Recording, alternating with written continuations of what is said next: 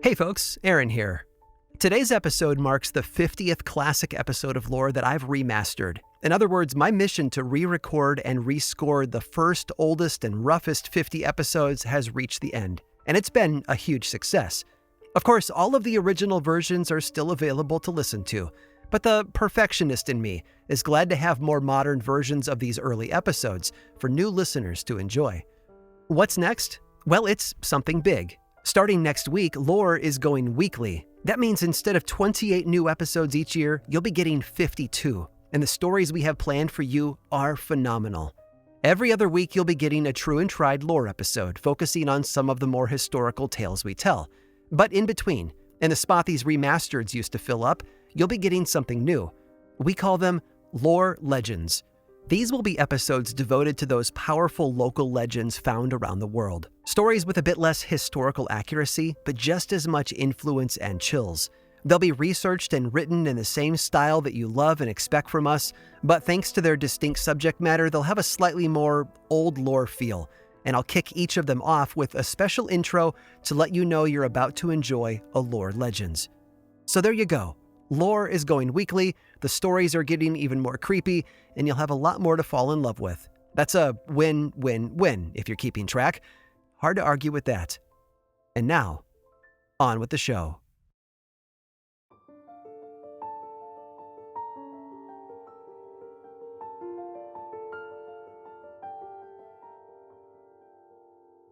Planes aren't supposed to collide with each other. Just taking statistics into account, you're a lot more likely to hear about automobile collisions than airplanes because of the simple fact that there are a lot more cars on the road today than planes in the air. Still, as unusual as it sounds, it happens. In the late 50s, 2 military planes were flying off the coast of Georgia, above the waters of the Atlantic that feed into Savannah's Tybee roads. It's a busy shipping lane on the surface of the water, but on February 5th of 1958, the sky above was busy as well. At 2 a.m. that morning, a B-47 bomber was running a simulated mission along the coast, heading up from Florida. At the same time, an F-86 fighter plane was patrolling from the north. When they collided, it wasn't disastrous like you might see in a movie. Neither plane exploded, but they were both badly damaged. The pilot of the fighter plane had to eject and let his plane drop into the sea. The bomber, though, managed to stay in the air. It lost a lot of altitude, though, and it was clear that they were going to need to make an emergency landing, and fast. To help, they requested permission to jettison some extra weight, which they did. They only dropped one thing, though. On board was a bomb that weighed nearly 8,000 pounds, a nuclear bomb, and they released it off the coast of Tybee Island, where it plummeted into the sea below. And although the military tried to recover it later that year, that mission was a failure. It's still there to this day. That's the trouble with a world as big as ours. Things, even big things, are easy to hide. It adds a layer of mystery to our experience, an element of unknown risk. But the hidden things of our world aren't limited to objects. You see, even people, the ones who live and breathe and move around us all the time, can act a lot like the cold, dark waters of the sea. At the end of the day, you never know what lies hidden just beneath the surface. I'm Aaron Mankey, and this is Lore.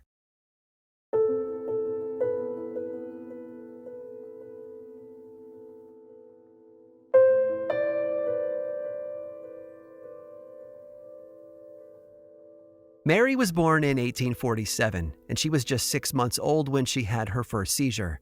Her muscles twitched uncontrollably, and the pupils of her eyes dilated. Her parents, Asa and Ann Roth, were of course sick with worry. The seizure, which seemed to be epileptic, left Mary unconscious for several days, and for a while they assumed the worst. Still, she recovered, and life moved on. But as it did, the seizures followed them. In an effort to find some relief for their daughter, the family moved from Indiana to Texas when she was about 10. A year later, they followed the newly built Peoria Railroad back north and settled in the brand new town of South Middleport, Illinois.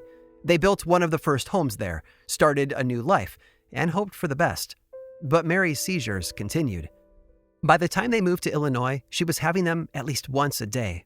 This was before even the earliest anti-epileptic drugs, such as potassium bromide, and that lack of options left Mary and her parents feeling depressed and hopeless. Add to this the intense physical drain that regular seizures had on her health, and it's easy to see how dark those days must have been for her. One of the methods they tried for a while was bloodletting. It's a practice that dates back thousands of years, and it's appeared in many forms, from knives and needles to spring-loaded cutting devices. One of the professions that historically delivered bloodletting services was, of all people, the barber. Even today, you can find barber shops that still use the red and white candy stripe pole outside. That's a carryover from another era, designed to represent blood and bandages. Mary's preferred method of choice, though, was actually leeches, and because she complained constantly of headaches, she would place them on her temples, believing that they would help. She used them so often that she even began to view them as pets, and like a child with a kitten, time spent with her leeches would often put a smile on Mary's face. As an aside, if your kid asked for a dog for Christmas, I can't help but feel like they're missing out on a fun pet option here. Leeches are really cheap to feed, and you don't have to walk them. Just putting it out there.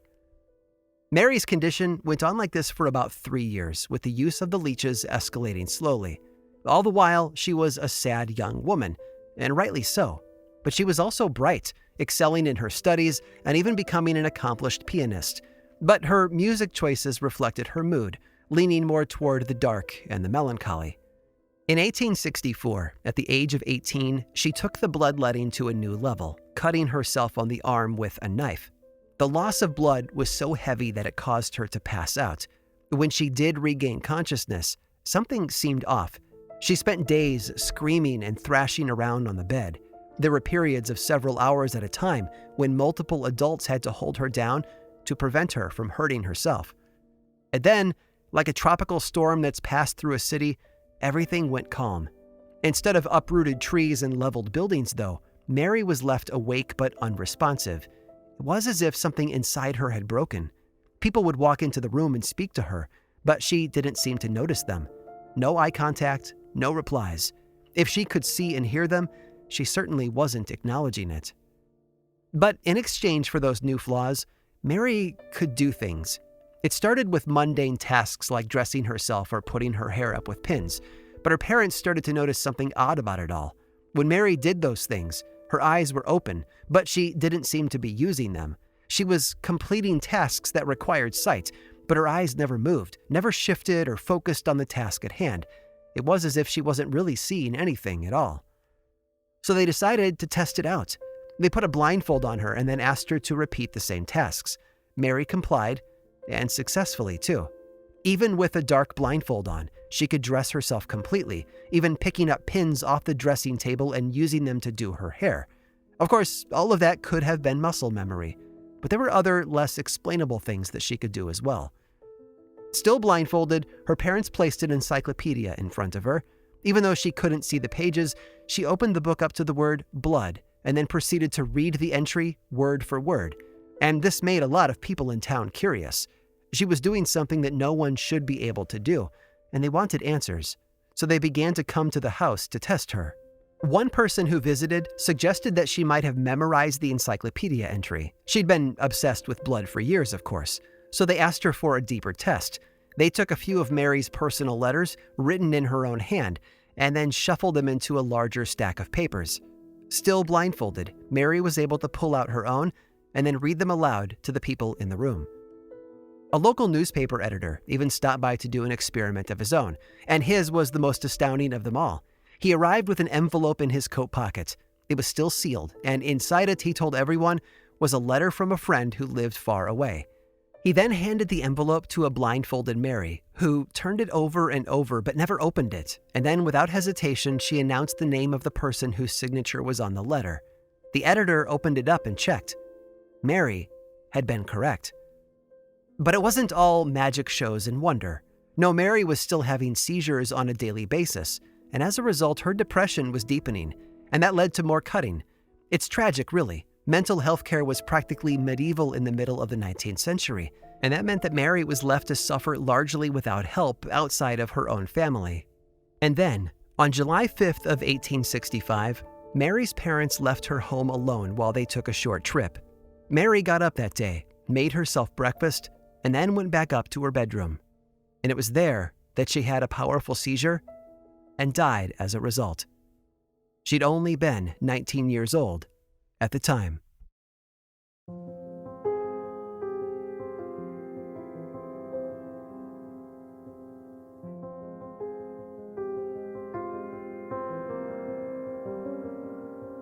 A year before the tragic death of Mary Roff, Thomas and Lucinda Venom welcomed a daughter into their family. Mary Venom was born in April of 1864, and almost immediately, the family took to calling her by her middle name, Laurency. In 1871, when Laurency was just 7, her family moved up from Milford County to South Middleport. But in those years between Mary Roff's death and the Venoms' move, the township had incorporated. The newly formed city was called Watseka, in honor of a well-known Native American woman who had been born in the area. For a while, Laurency's childhood was nondescript. She was healthy and happy, and that continued to be true for a number of years. But then, in early July of 1877, at the age of 13, Laurency started to complain that she'd been hearing voices in her bedroom. She claimed that they were calling out to her, saying her name over and over. Her parents, chalking it up to the overactive imagination of a child, largely ignored her. Then, on the night of July 5th, Laurency had a small seizure that left her in an odd state. She was still conscious, but stayed mysteriously rigid for nearly 5 hours. When she finally did snap out of whatever trance she seemed to have been in, she told her parents that she felt rather strange. Of course she did, they said. She'd had a seizure, after all. The following day, Laurency had a second seizure and entered into that awake yet stiff state once more. This time, though, she spoke. Her parents sat beside her bed and listened as she told them what she could see. But even though her eyes were open, she didn't describe the bedroom to them. She described heaven. Specifically, she described seeing her 2 siblings, her sister Laura and her brother Bertie, both of whom had passed away young. In fact, Laurency had only been 3 when her brother had died, and the family rarely talked about those obviously painful memories, which made her description even more unusual. All through the summer and well into November, Laurency continued to have these trances.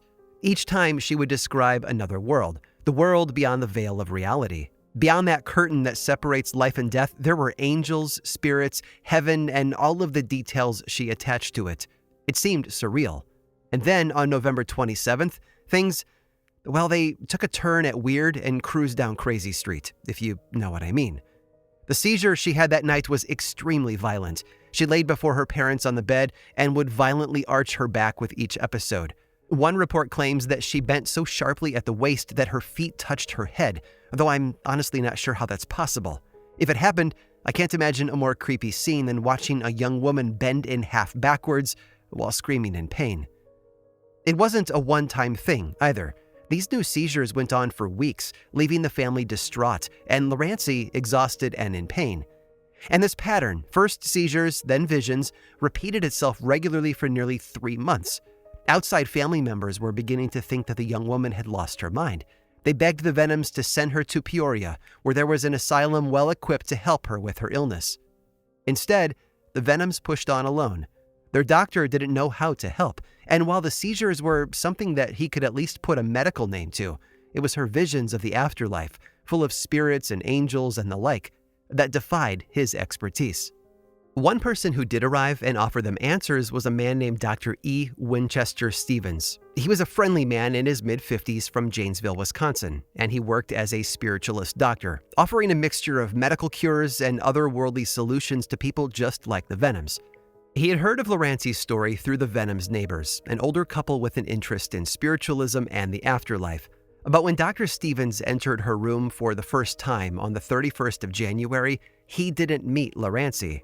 Instead, the voice that came out of the young woman claimed to be that of an elderly German woman named Katrina Hogan. She had been 63 years old when she passed away years before, and now she was in possession of Laurency's body. And she wasn't nice, apparently. This elderly spirit, speaking through the young woman's mouth, insulted and verbally abused Thomas and Lucinda Venom. This went on for a few moments before shifting into another spirit entirely. This one claimed to be that of a young man named Willie Canning, who had died after running away from his family, but he too vanished after just a few minutes. Dr. Stevens, who'd simply been an observer up until this point, stepped in to help. According to the historical account of the events, Stevens used mesmerism, what we would call hypnosis today, in an attempt to help Loranci calm down. And the seizures stopped. The young woman managed to tell all the adults in the room, her parents, Dr. Stevens, and the neighbors who had brought the spiritualist to the Venom home, that evil spirits wanted to control her. She was afraid, and she wanted help. Dr. Stevens suggested that perhaps she could find a good spirit instead. Loranci nodded and then closed her eyes. When she opened them again, she smiled. It was as if all the pain and trauma were gone, and Loranci had been whole again. Except she hadn't. Instead, she turned her gaze toward the neighbor standing in the corner of the room with a look of intense recognition. "Father," she said, and then added, "It's me, Mary Roth."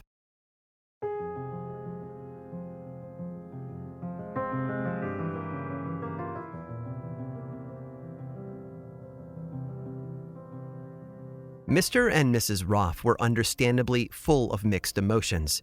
They'd spent the last 12 years getting over the loss of their daughter.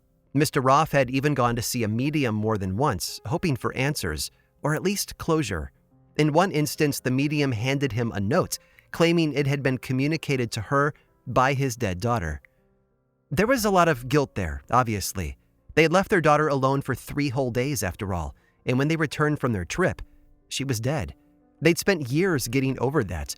Mary had been a joy and a challenge and a blessing all at the same time, but for over a decade she had been gone from their life. Until now. Mr. Roth went home that afternoon and told his wife what had happened.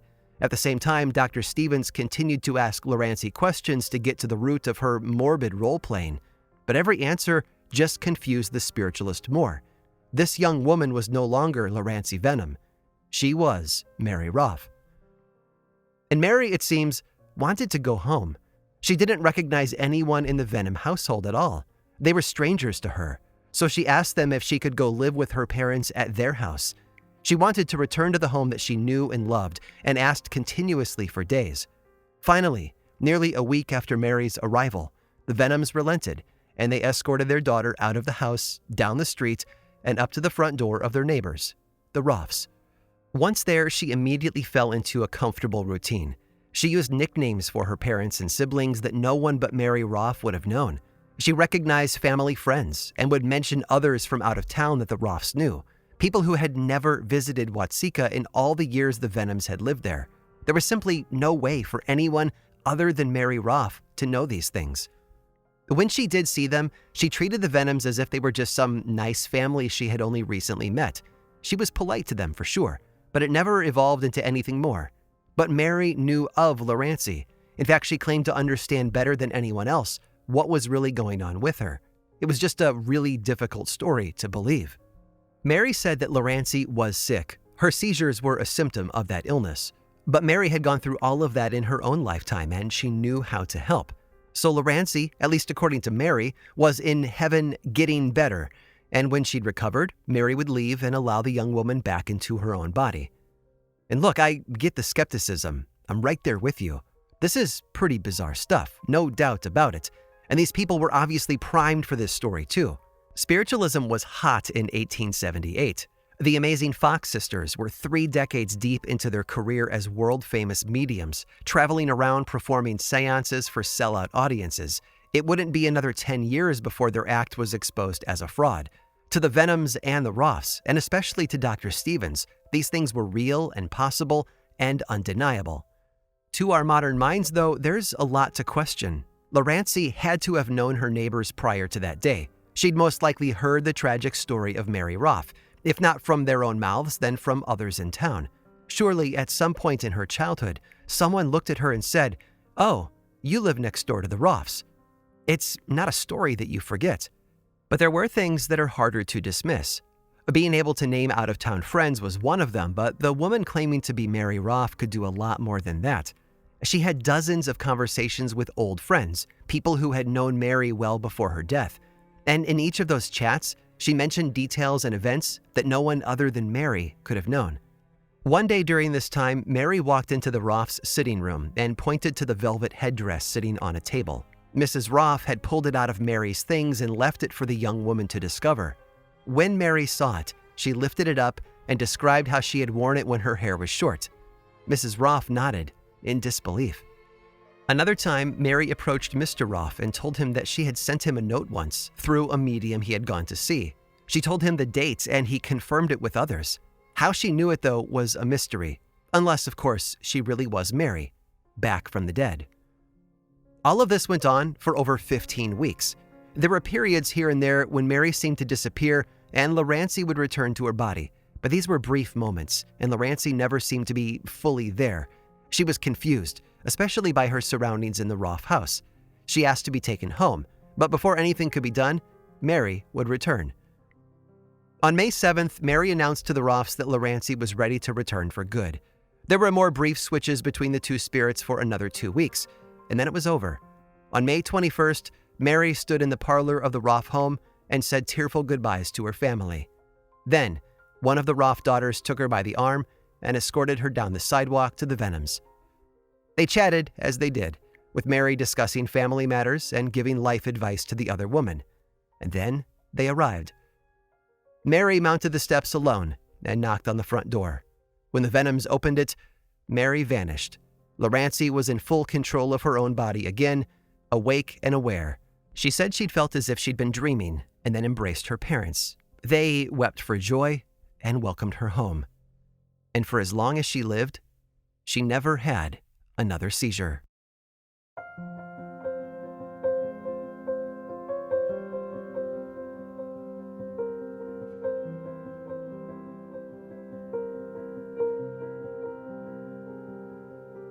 This is one of those events that's difficult to accept. I fully admit that. Many people believe Laurenci Venom made the whole thing up. It was a cry for attention, or a youthful prank, or maybe even a stunt put on by both families together. Others, though, think it's possible that she suffered from some sort of psychosis, which ultimately manifested as schizophrenia. They believe that had the Roffs not taken her in and given the girl time to recover, the Venoms might have sent her to a mental asylum, which in the 1870s was a one-way ticket to suffering and possible death.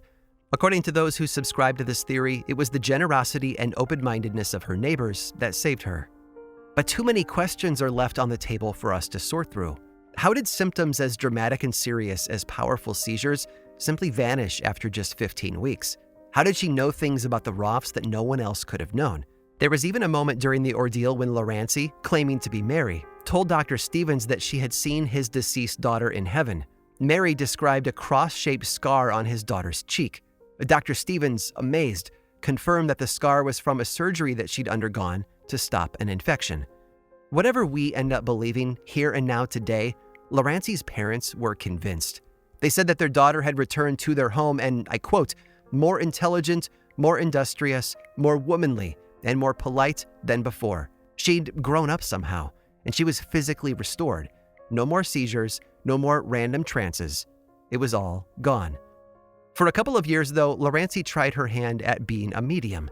Maybe the Roffs talked her into it, or maybe she wanted to see if she could still do all the things that she had become famous for. 4 years after that, she married a farmer named George Binning. George, it seems, had no interest in spiritualism, and shortly after, her efforts to work as a medium sort of ground to a halt. 2 years later, they left town, moving to a farm in Kansas. They raised 13 kids, and naturally, life got busy, but she stayed in touch with folks back home as best she could. One of the people who wrote her often was Mr. Roff. It's understandable, really. For a little while, his daughter Mary had come back, and he was attached to Laurenci because of it. And on the rare occasions that she returned to Watseka to visit her parents, she would always make it a point to walk next door and visit the Roffs. She would knock, of course. It wasn't really her home, after all, but they would always welcome her in. I imagine that they would make her a cup of tea and gather together in the sitting room. I have to wonder if Mary's velvet headdress was still sitting out on the table, and if Laurenci ever felt like it looked familiar somehow. What we do know is that each time she visited the Roffs, she would do them a favor. After a bit of polite conversation, she would sit back in her chair and close her eyes. The clock on the mantel would tick loudly, almost like footsteps approaching from another room. And then her eyes would open again, but it wouldn't be Laurenci. "Hello, Mother," she would say to them. "Hello, Father. How are you? It's so good to be home.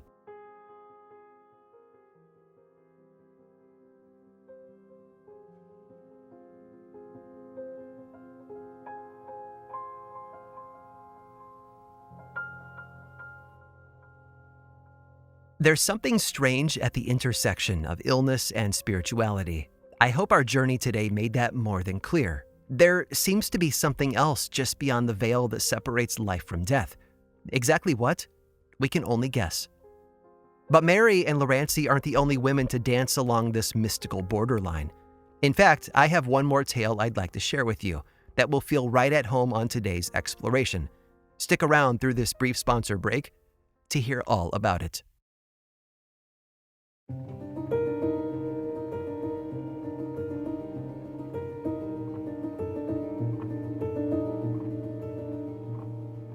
Spiritualism was so rampant in the 19th century, you couldn't throw a rock without hitting someone who claimed to speak to the dead, or would fall into a trance and write as though the ghosts themselves were operating their hands. So many stories of spiritualism were eventually found out as nothing but magic tricks, illusions of light and sound to convince audiences that the other side wasn't so far away. Nowadays, when something that amazing happens, we're skeptical. It's not that we don't want to believe, we do, but we're afraid to put our faith in it for fear of being let down. We're worried it's being done for fame or money. But what happens when someone who doesn't need the money or fame suddenly develops special gifts? Is it more believable then? And to answer that question, we need to talk about Hildegard. Hildegard was born in Bermensheim, Germany in 1098.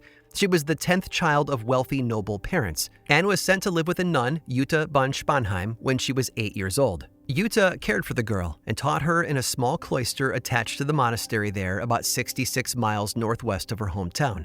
When Hildegard was old enough, she chose to follow in her mentor's footsteps, joining the cloister to become a Benedictine nun. But that wasn't the start of her holy journey. No, that had begun years earlier when she was only 3 years old, because that's when she had her first divine vision.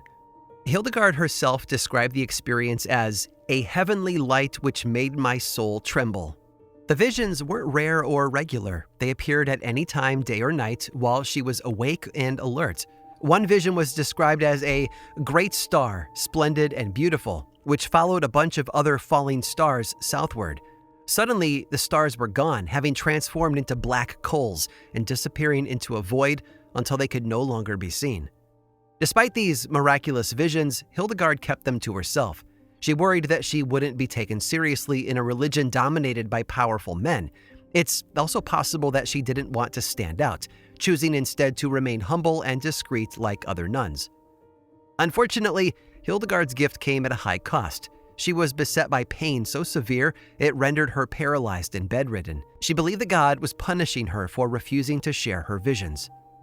Finally, when she was 42, God sent down a vision that she couldn't ignore. He commanded her to write down what she was seeing and hearing.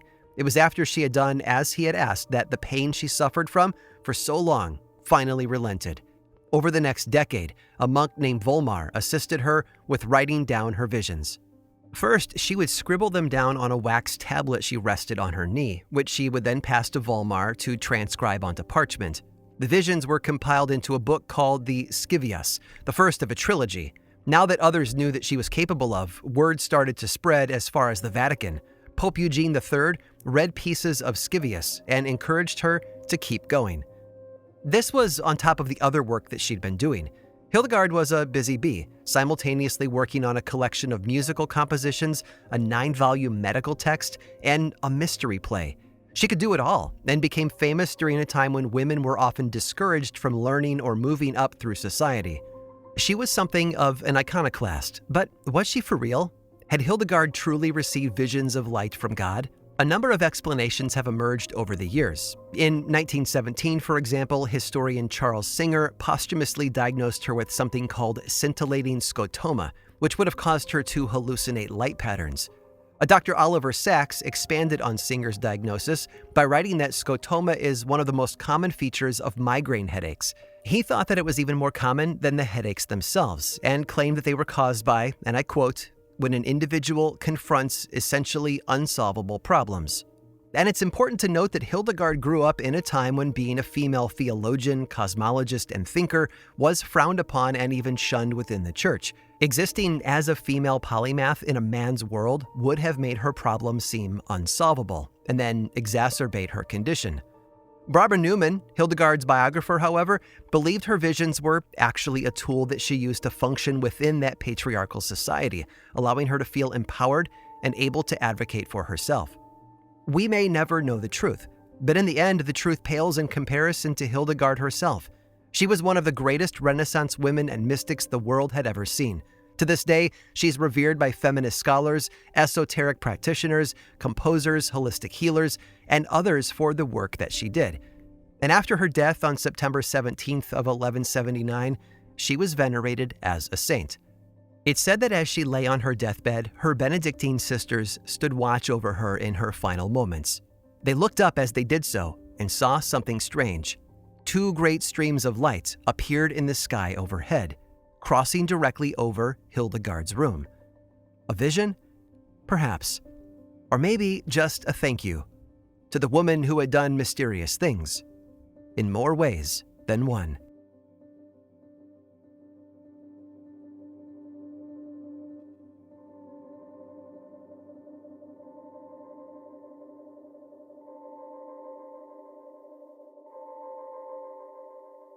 This episode of Lore was researched, written, and produced by me, Aaron Mahnke, with additional research help from Jenna Rose Nethercott and writing help from Harry Marks, and music from Chad Lawson. Lore is much more than just a podcast. There's a book series available in bookstores and online, and 2 seasons of the television show on Amazon Prime Video. Check them both out if you want more lore in your life.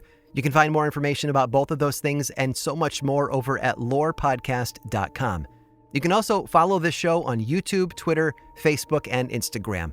Just search for Lore Podcast, all one word, and then click that follow button.